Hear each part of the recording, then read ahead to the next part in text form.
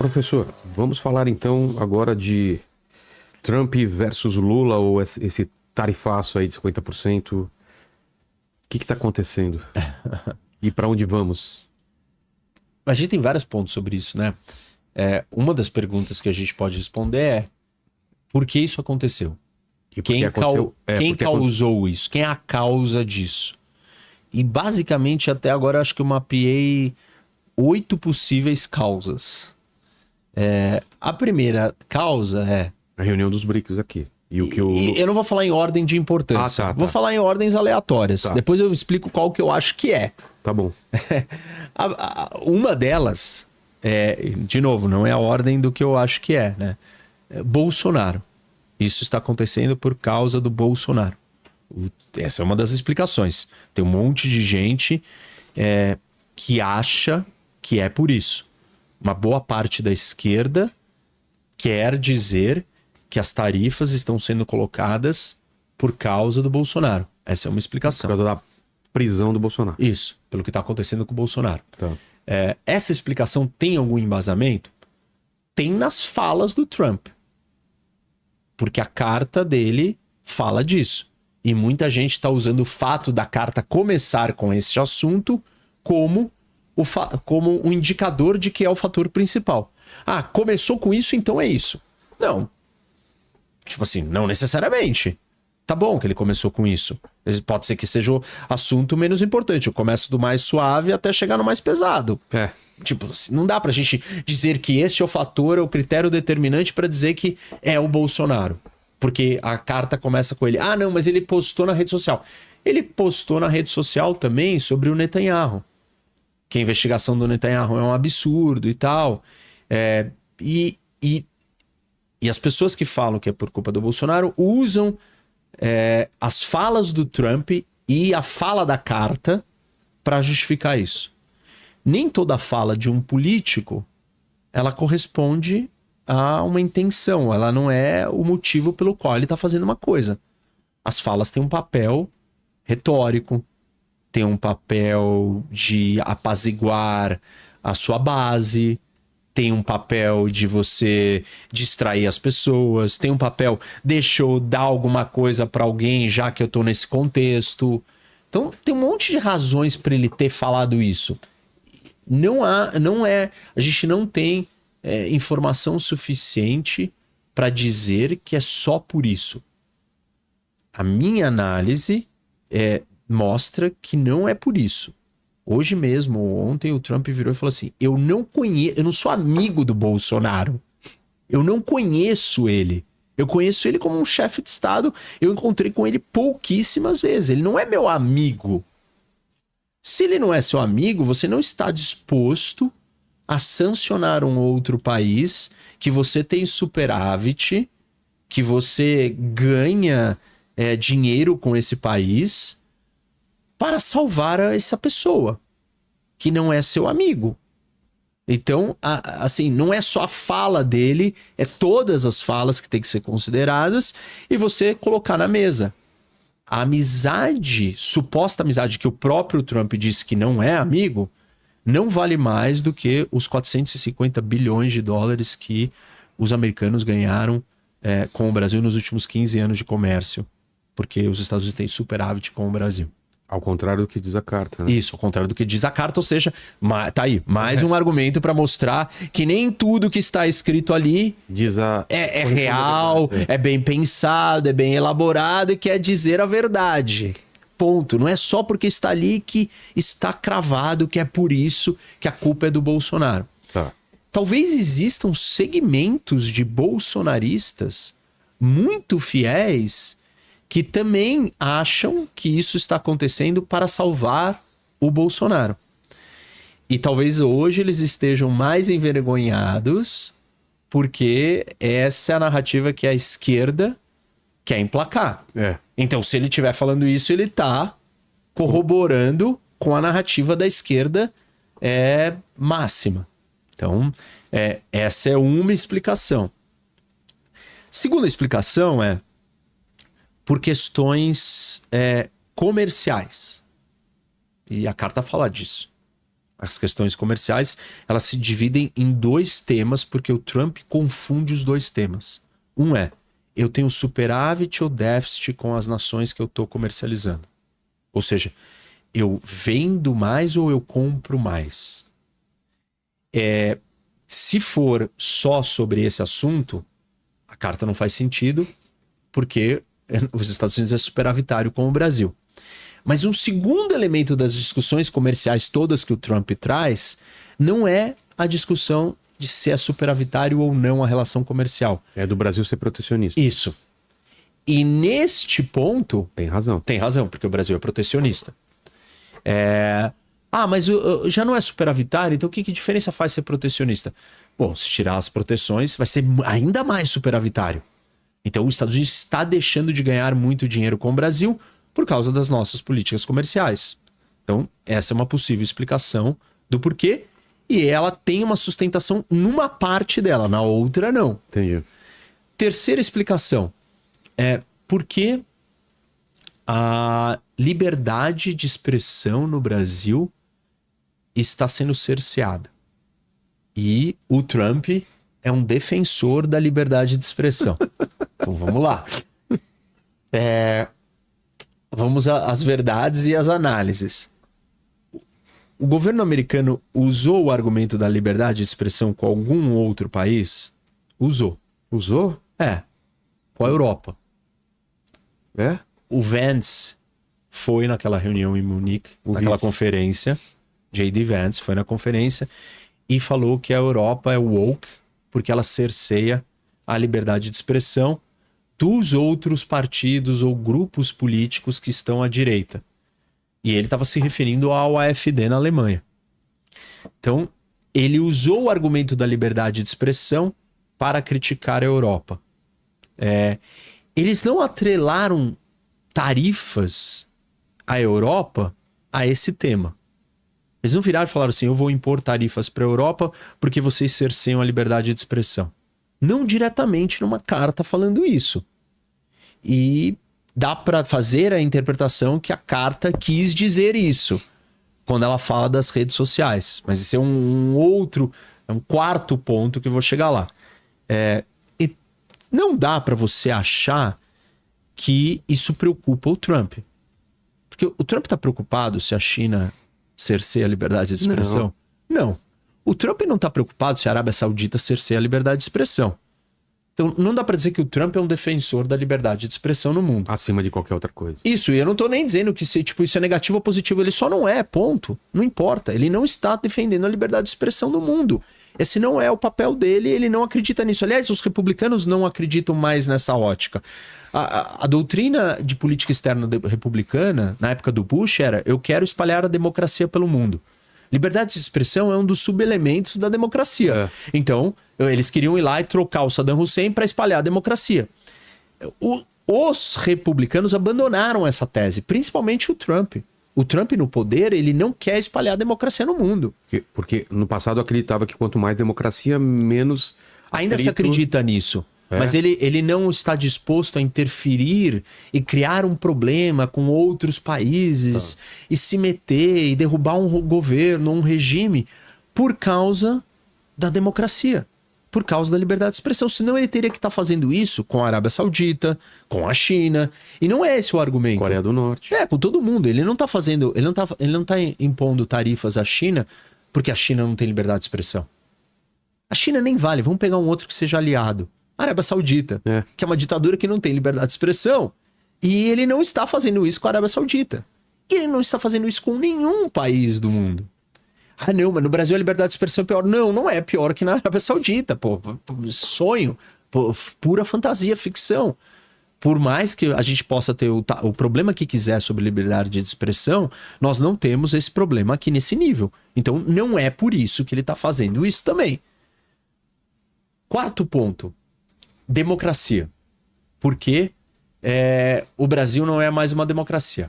E uma parcela da população, principalmente na direita, acha que o Brasil não é mais uma democracia. Tem esse discurso. Pô, não, você já ouviu esse discurso? Já, mas eu levo como brincadeira, né? Não é possível que alguém eles levam a acredite sério, nisso. Claro né? que levam, super a sério. Fora o Monark, Meu, tem um monte de gente que tá assistindo aqui que Vamos deve ver. estar em surto, gritando: o Brasil não é mais, o Brasil é uma ditadura, o Brasil é uma ditadura. Então o Trump veio salvar a gente da ditadura. depois você vê aí se o pessoal tá achando que a gente tá numa ditadura já. Bom, então aí o Brasil é uma ditadura e aí o Trump veio aqui pra salvar a gente de ser uma ditadura. O Fernando que falou, democracia onde? Eu tenho gente que realmente... Vai ter um monte de gente. O Trump não quer disseminar democracias pelo mundo. Ponto. Não quer. Ele não quer fazer isso. Ele não quer derrubar a Arábia Saudita porque ela não é uma democracia. Ele sequer quis derrubar o Irã.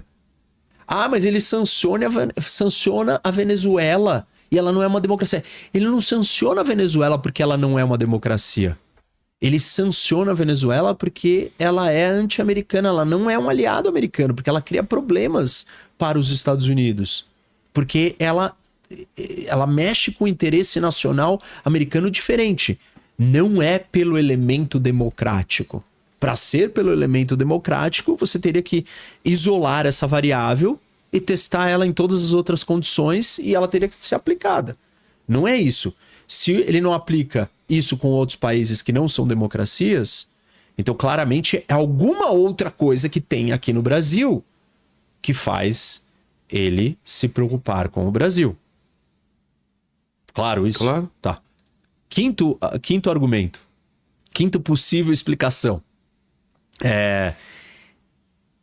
Não, vamos voltar porque tem um ponto a ser esclarecido aqui na quarta, que é: mesmo que o Brasil tenha problemas democráticos, e ele pode ter, porque democracia não é absoluto, não são valores absolutos. Sim. Você não vira e fala assim, você é uma democracia, você não é uma democracia. Alguns dos três poderes em algum momento pode Você tem uma escala que vai do menos democrático ao mais democrático. Tá. Claro, chega uma hora que você fez tanta coisa não democrática que você cruzou uma linha e não dá mais para te chamar de democracia de forma alguma. O Brasil não cruzou essa linha. Não é porque um dos poderes, no caso, o judiciário ou o STF, exerce a sua função de forma politizada que o Brasil deixou de ser uma democracia por completo. Ele não deixou. São milhões de elementos que têm que ser considerados para você cravar: o Brasil não é mais uma democracia.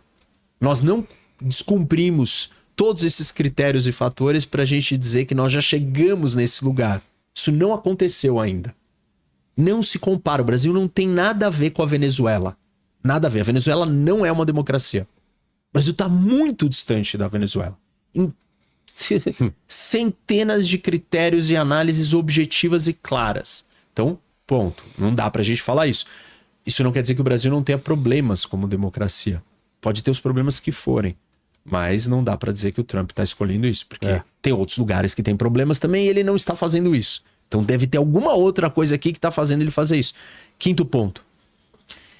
Ele quer proteger as empresas de tecnologia dos Estados Unidos. Por causa desse aviso em relação às Por redes causa sociais. das medidas do STF em relação às redes sociais. E aí o argumento ele surge da seguinte linha de raciocínio. As empresas de tecnologia estão próximas do Trump. E a gente precisa resgatar quem está próximo e como elas estão próximas. Por que elas todas se aproximaram do Trump? Por causa de uma figura. Elon Musk. O Elon Musk pegou o dinheiro dele, botou na campanha, virou um ativista político, parou a vida dele, abandonou todos os negócios dele, levou os negócios dele a quase falência para querer virar ativista político. No meio desse processo, ele gastou muito dinheiro, ele entrou dentro do governo, ele vivia colado do Trump, e aí, quando o Trump ganhou, o que todos os outros, ou quando eles viram que o Trump podia ganhar, o que os outros tinham que fazer? Se aproximar. Porque senão, qual é um dos maiores inimigos do Sam Altman, que é o fundador da OpenAI, do ChatGPT, é o Elon Musk. Se você vai deixar o seu maior rival, inimigo, Do lado do cara que é o dono do que país, assina que é o poderoso, que assina a você lei. tá mal, né? É. O outro, cara, tem uma empresa espacial concorrente da SpaceX, que é o Jeff Bezos.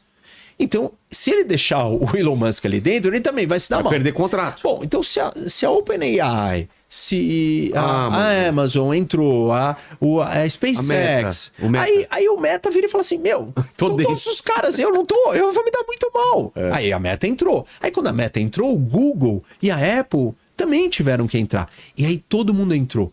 Não todo mundo entrou porque eles são melhores amigos do Trump. Ou são alinhados Isso. ideologicamente. Não são. Nunca foram. Ao contrário, eles estavam todos do outro lado. Mas o Musk fez um movimento para todos irem.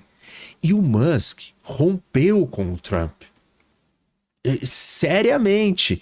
Então, o fio condutor que conectou e criou essa proximidade das Big Techs com o governo americano Foi rompido. Não deu tempo ainda Da gente medir, né? O que vai... das coisas começarem a se desenrolar e cada um desses caras do seu mundinho, da sua empresa de tecnologia, ter a sua desavença com o Trump. Porque é muito provável que tenham e terão. E aí, então, os Estados Unidos não têm por que fazer essa defesa incondicional dessas empresas.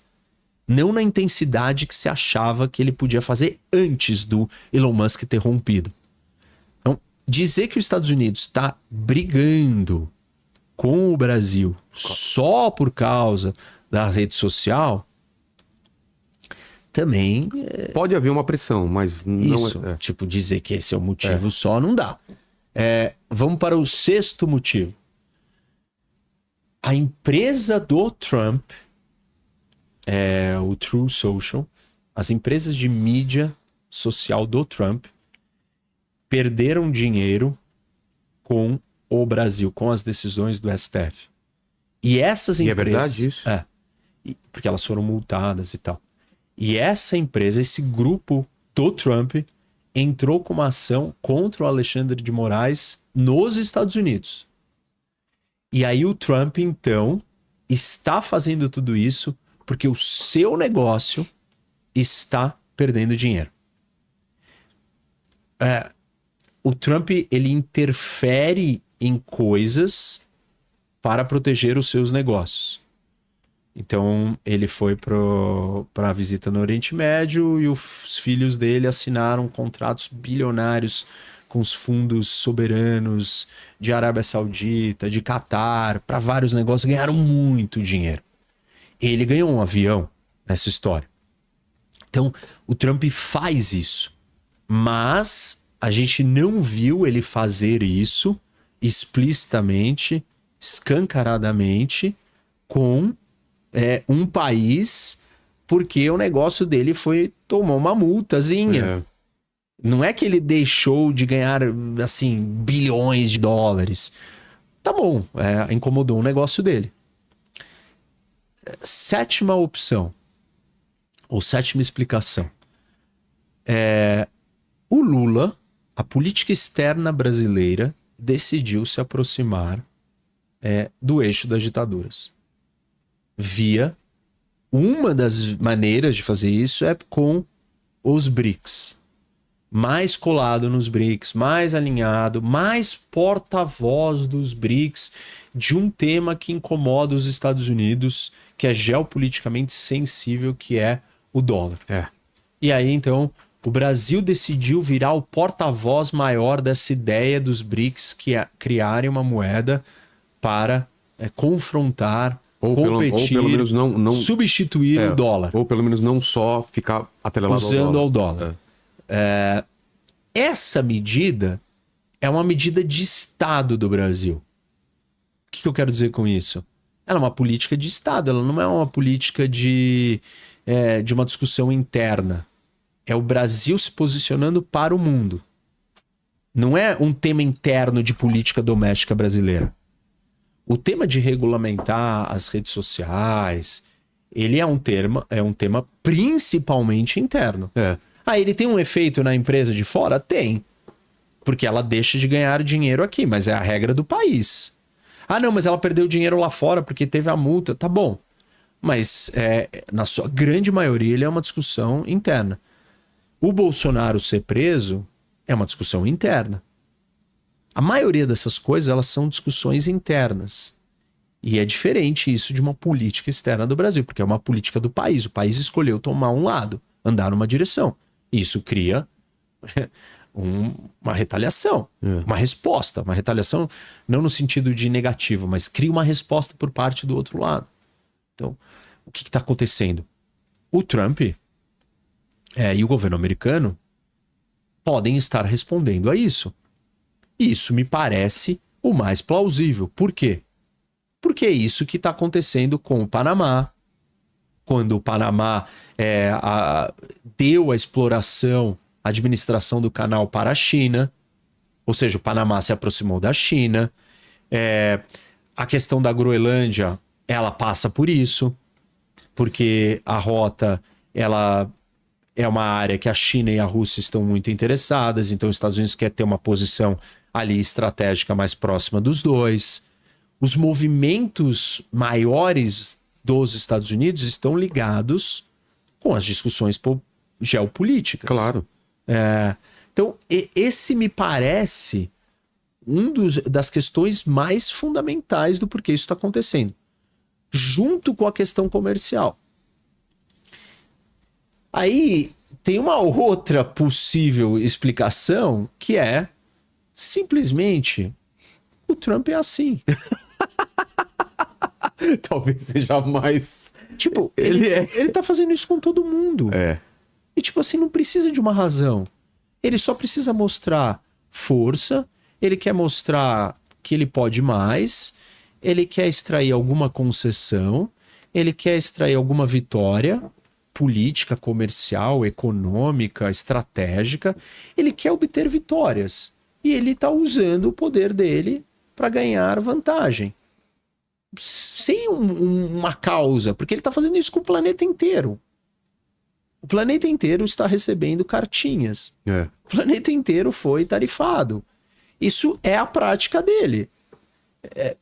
Dentro da história dos BRICS, eu costumo falar que os BRICS não têm utilidade, eles não são fortes. E aí as pessoas questionam, mas se não é forte, então por que você está dizendo que o Trump está preocupado com isso? O Trump está preocupado com o Canadá. O Canadá é uma nação, assim, basicamente nula no mundo, geopoliticamente falando. Ele não tem tamanho, não tem força, não é uma ameaça, é um país pacífico, pacato, quieto. Qual é o problema que o Canadá tem com os Estados Unidos? Nenhum. E o Trump está incomodado com o Canadá. Então, você não mede a reação do Trump só em termos do que representa real de ameaça. Ele se vendeu e ele se posicionou como um líder forte. Um líder forte responde a qualquer cutucada. O Brasil sair falando todo dia que tem que acabar com o dólar é uma cutucada. E por que eu vou me calar? Não importa que isso não vai se materializar. Não importa que esse grupo não é forte. Ou falando sobre a atuação dos Estados Unidos no Irã. Isso, não importa o que seja. Por que eu vou deixar barato? Se eu não deixo barato com o Canadá, que é meu vizinho, meu parceiro, meu aliado, meu amigo de longa data, inofensivo a mim, por que eu vou deixar um outro país falar o que quer sobre mim? Então, basicamente, tem um monte de fatores, né? A gente pode olhar sobre todos esses. Eu acho que os três principais. Porque eu sou assim, eu faço assim, eu faço Trump. Isso com todo mundo. Porque os BRICS, a política externa brasileira, no geral, a maneira como o Lula se coloca, cada vez mais próximo da China, tal, defesa, porta-voz dessa história. Próximo da Rússia. Isso. Até porque ele já falou que todo mundo dos BRICS que adotasse essa moeda ia ter 10% de tarifa. Então, já existe uma coisa em paralelo, objetiva, dita por ele. E a terceira é a questão comercial. Eu misturaria essas três e falaria, bom, essas são as três causas. As outras, elas não são as causas de verdade, mas na política nem tudo que é dito é o que é. Não, tem bomba de fumaça. Você tem... precisa falar coisa, você precisa apaziguar a sua base, você precisa sinalizar para um potencial aliado e para o mundo, ó, seja meu aliado que eu vou te defender. O que é te defender? Não custa nada em tuitar um negócio, né? Em lá escrever um post sobre uma coisa do Bolsonaro. Isso não cria um problema para ele. Não tá alinhado com o Lula. De repente, esse é o jeito dele se aproximar do Lula. Ou fazer o Lula se rebaixar a ele, né? Ou vir falar com ele. Então, essas outras coisas que ele fala, não necessariamente elas têm relevância real. Mas me parece que esses três motivos são os principais.